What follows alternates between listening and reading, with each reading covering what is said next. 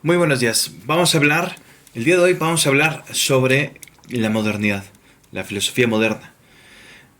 Cuando hablamos de la filosofía moderna nos metemos en un montón de problemas, primero porque no existe un consenso claro sobre cuándo inició. Hay quienes, por ejemplo, dicen que la modernidad tiene su génesis en el mismo Renacimiento. Es una tesis que, por ejemplo, sostiene Luis Villoro,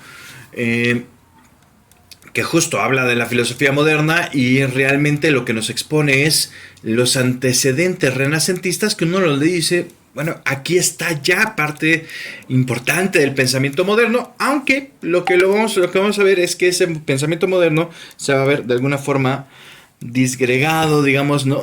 Digamos que lo que vemos es que en lo que propiamente llamamos modernidad, que es a partir de Descartes, ya vemos una síntesis de todos esos elementos que se iban dando por separado en distintos autores, ya los vemos cohesionados en toda esta serie de autores que van a estar marcados por una serie de preocupaciones centrales que van a la par con el surgimiento de la ciencia moderna.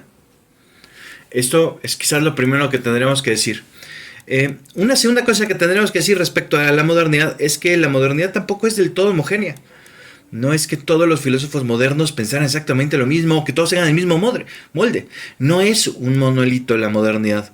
En la modernidad nos vamos a encontrar con una vasta cantidad de propuestas filosóficas, al grado que incluso hay filósofos, hay intelectuales que han estudiado la modernidad y han dicho que hay distintas modernidades.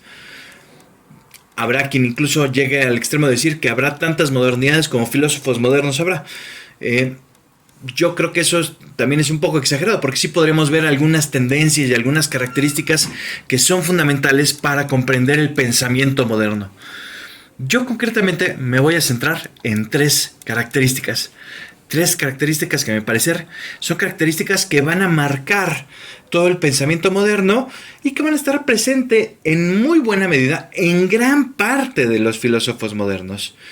En diversos grados, por supuesto. Habrá algunos donde se presente de una forma más radicalizada, habrá algunos donde se presente de una forma mucho más matizada, pero todos de alguna forma tienen algo que ver con esto que les voy a presentar o abonarán a algo, digamos, en esta dirección, en estas tres coordenadas que iré tratando de explicar a lo largo de esta sesión.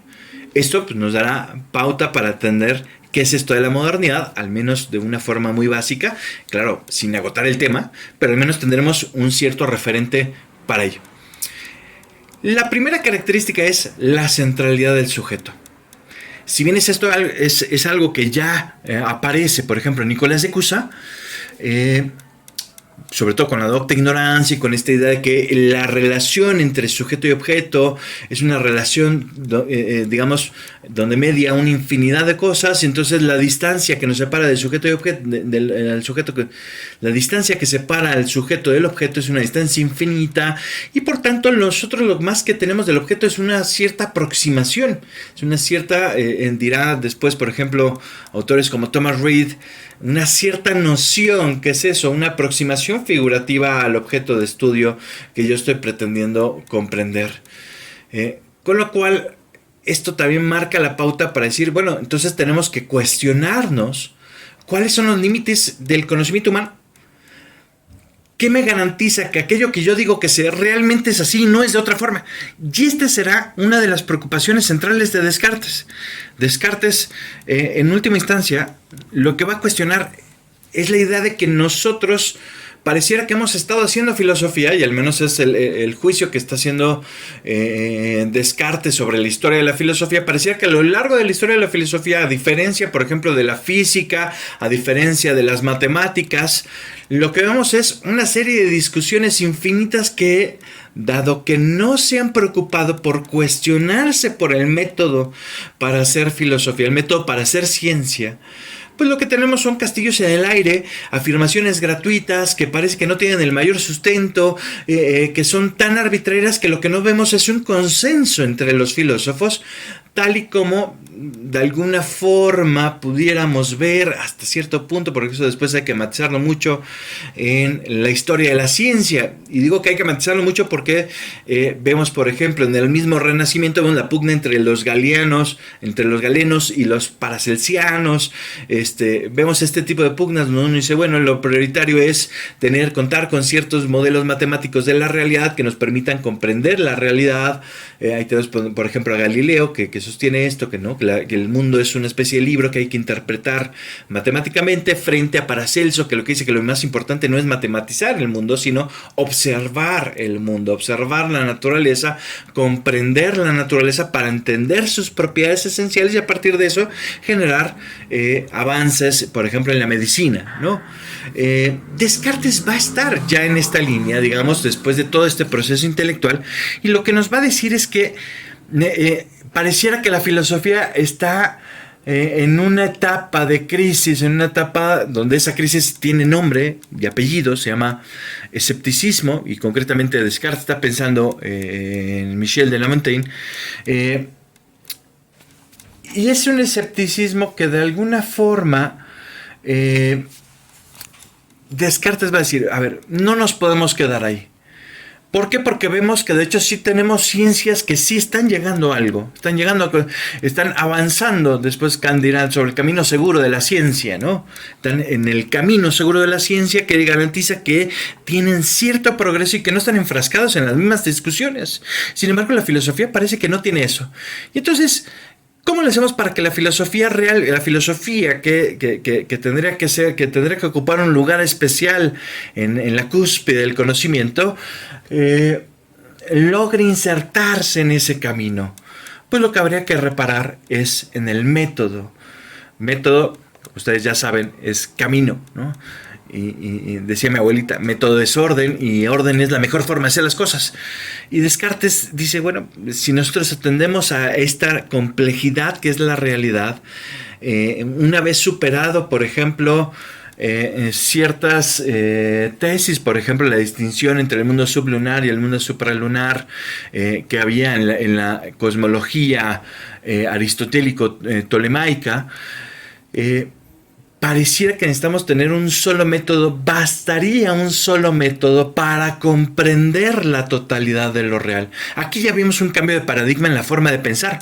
¿Por qué? Porque mientras que Aristóteles creía que había tantos métodos como objetos de estudio, Descartes y gran parte toda la modernidad van a creer que hay un solo método, que hay una sola forma de llegar al conocimiento, que el saber es un todo unitario.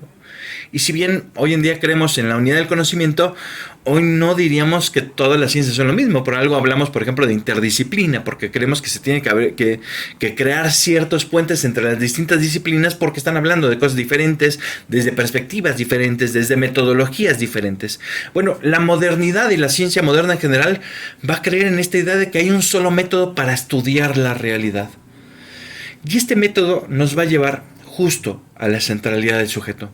Lo importante es cuestionarnos qué es lo que el sujeto realmente puede conocer, de qué es sobre lo que realmente puede hablar, hasta dónde alcanza su conocimiento.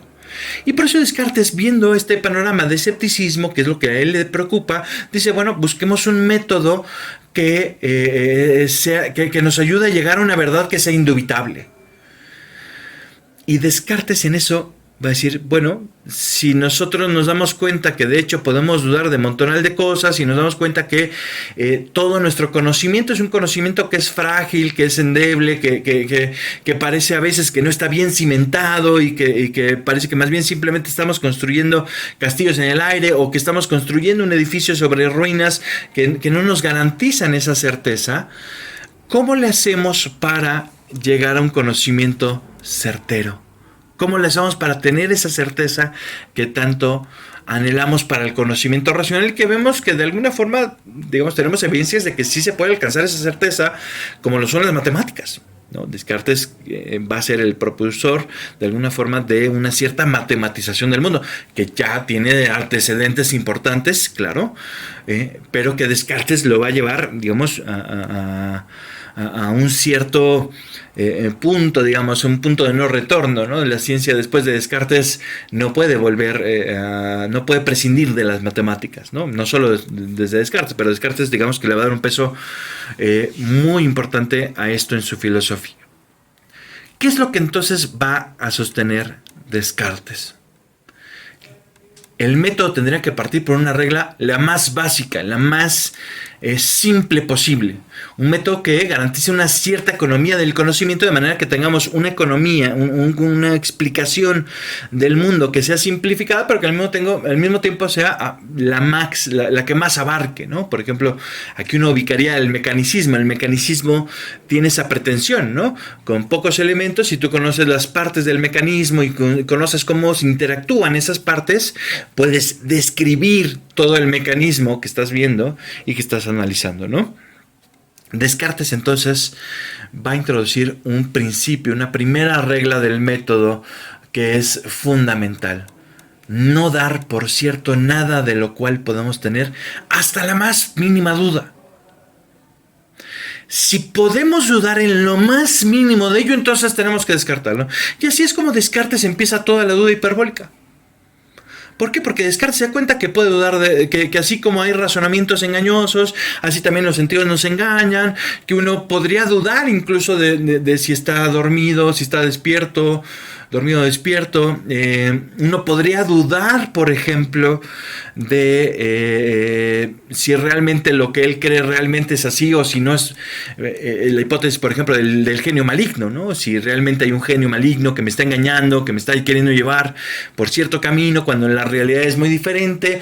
¿Y qué es lo que nos queda de este método que de Descartes? Porque Descartes pone esa primera regla, no dar por cierto nada de lo cual podamos dudar, pero después dice, bueno, uno después tendría que descomponer las cuestiones en tantas partes, tendría que haber un método de resolución donde vaya dividiendo las cuestiones en tantas partes como sea posible, para después poder atender cada una por separado, analizarla y repetir el proceso tantas veces como sea necesario hasta llegar a algo que sea indubitable. Descartes entonces se va a dar cuenta que si nosotros aplicamos este camino, vamos a llegar a una duda hiperbólica. Podemos dudar legítimamente de todo. Bueno, Descartes, esto mismo, por ejemplo, lo va a decir Kant en un apartado de la crítica de la razón pura, donde Kant pretende hacer una refutación del idealismo trascendental. Y nada más que Kant lo que va a decir es que si bien podemos dudar legítimamente de todo, metódicamente es incorrecto, ¿no? Ahí será la diferencia entre Descartes y Kant, ¿no? Descartes, sin embargo, va a decir que a partir de esto podemos llegar justo a un principio que es indubitable. Porque si bien puedo dudar de todo, no puedo dudar de que estoy dudando. Sería absurdo de que dudara de que estoy dudando. Y si no puedo dudar de que estoy dudando, eso significa que pienso. Y si pienso, luego existo. Eso que ya de alguna forma había dicho San Agustín en otro contexto, con otra tirada, con otra finalidad incluso, Descartes lo va a tomar como un principio a partir del cual se puede construir toda la ciencia. Partimos del cogito como el primer principio de la ciencia, como el principio a partir del cual podemos construir la ciencia. No es raro que después nos encontremos con planteamientos como los de Fichte, donde la doctrina de la ciencia, el primer principio de la doctrina de la ciencia sea el yo. Vemos entonces que esto se va exacerbando a lo largo que va pasando la misma modernidad. Una segunda característica, claro, nosotros podemos ahondar más en Descartes, pero eso no lo haremos de momento. Una segunda característica que me gustaría explicar es esta de una nueva concepción de la ciencia.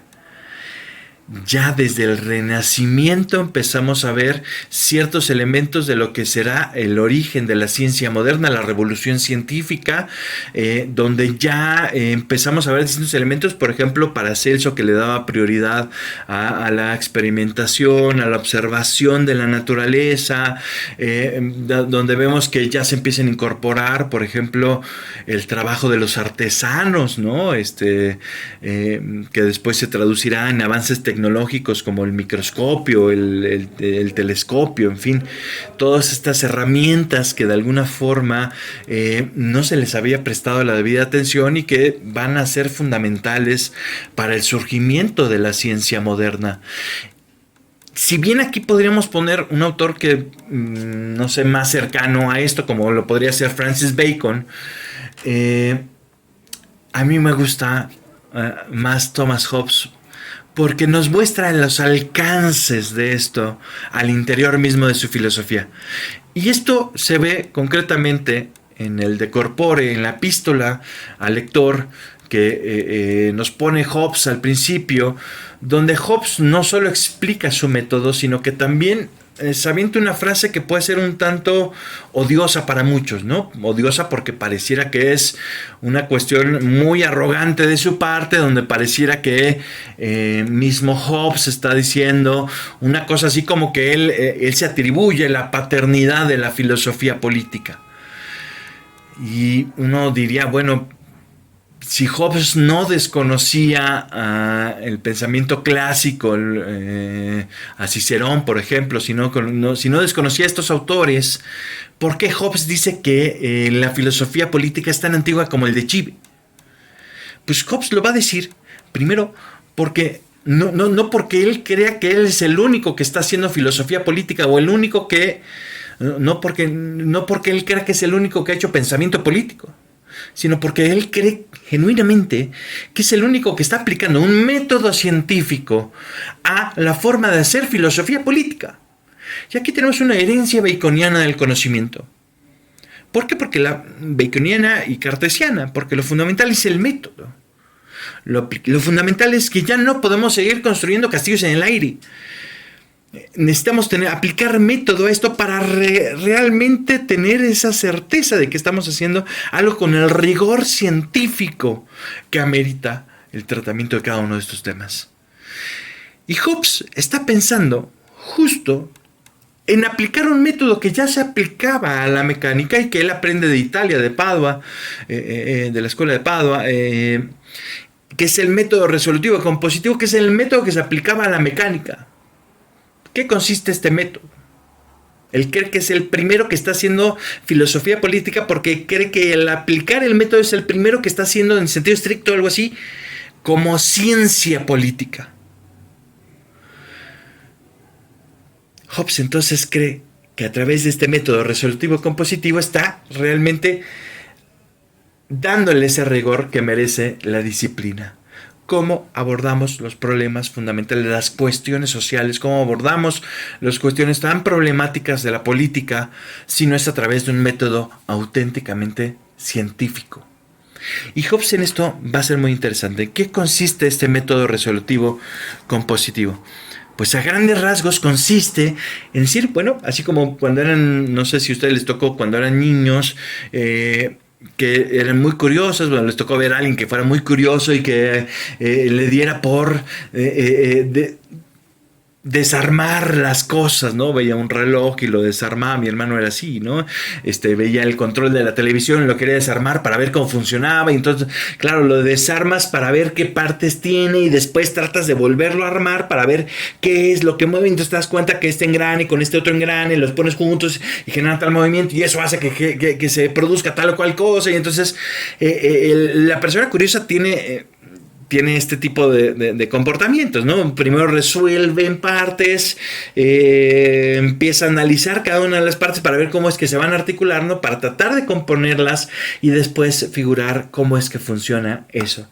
Hobbes entonces va a aplicar este mismo método a los problemas políticos, a los problemas del Estado. Si esto es así, el Estado pareciera que es una especie de artificio. Aquí ya hay también un cambio de mentalidad bien importante, porque el Estado, digamos, aquí la diferencia va a ser cara a Aristóteles y a la tradición aristotélica tomista, que creía que el ser humano era un son politicón, ¿no?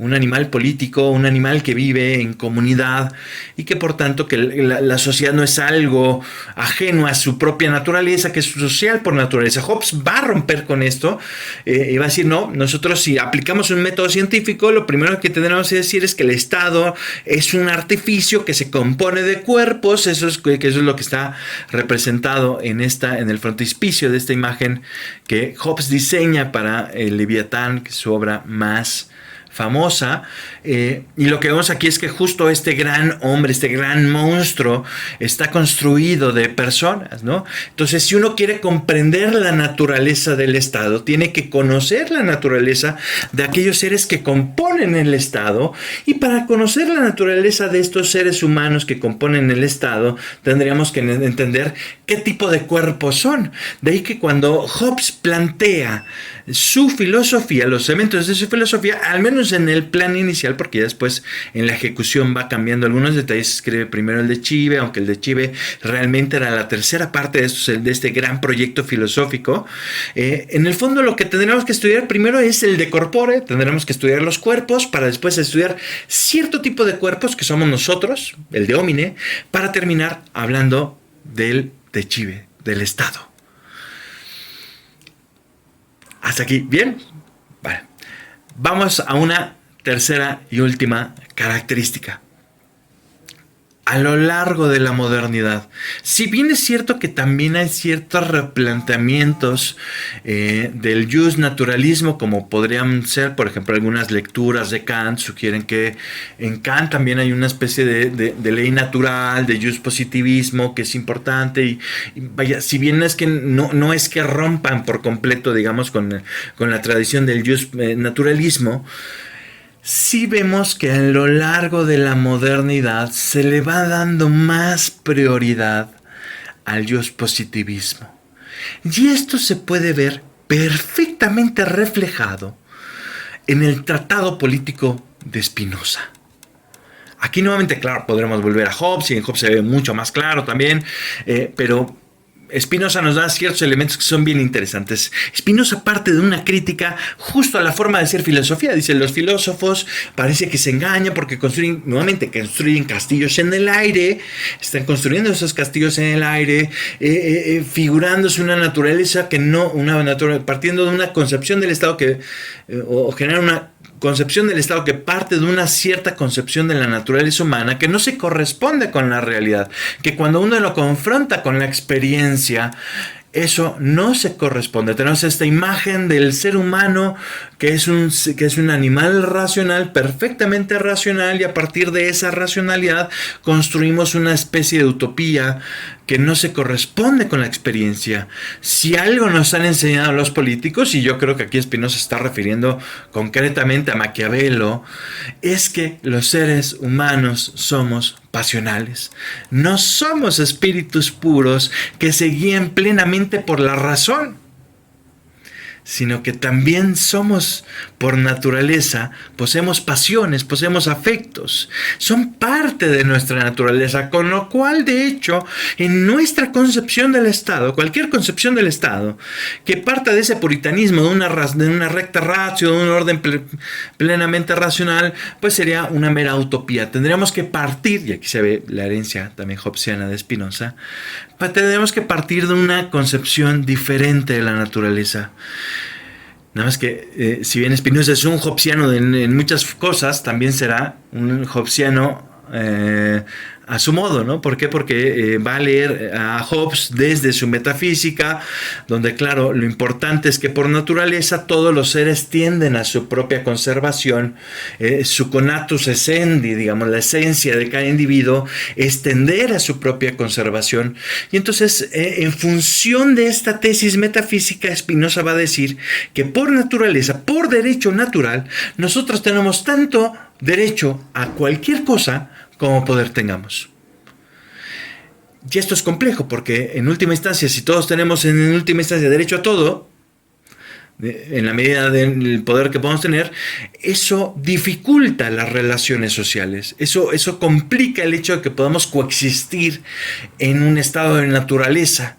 ¿Por qué? Porque eso va a implicar que cada uno que es egoísta, de alguna forma, dice Spinoza, va a querer imponer su forma de pensar, su forma de ver el mundo a los demás, y esto va a generar una serie de exigencias que se confrontan, ¿no? Lo que Wolfgang Wieland tiende a llamar la poría institucional. ¿Por qué? Porque nos damos cuenta que mis exigencias chocan con las exigencias de alguien más que quiere exactamente lo que yo quiero también tener, y entonces eso se vuelve una cosa caótica. ¿Cómo le hacemos para salir de ese embrollo en el que nos hemos metido? Si cada uno tiene tanto derecho como poder tenga, eso nos mete en un conflicto, porque no podemos coexistir. Es decir, no podemos, nosotros que queremos desplegar nuestra libertad, pues en el fondo esa libertad se ve constantemente coartada. ¿Por qué? Porque en sentido estricto todo el mundo esto se vuelve una cosa caótica. Todo el mundo está luchando por querer imponer su propia visión del mundo, su propia forma de comportarse, sus propias reglas, su propia visión de la vida, en fin. ¿Cómo lo hacemos para solucionar esto? Transitando a un estado del estado de naturaleza a un estado civil. Pues bien, estas son las 3 características que yo quería mencionar respecto a la modernidad, que claro, se puede ahondar más, pero hasta aquí ya tenemos un marco referencial para iniciar la discusión.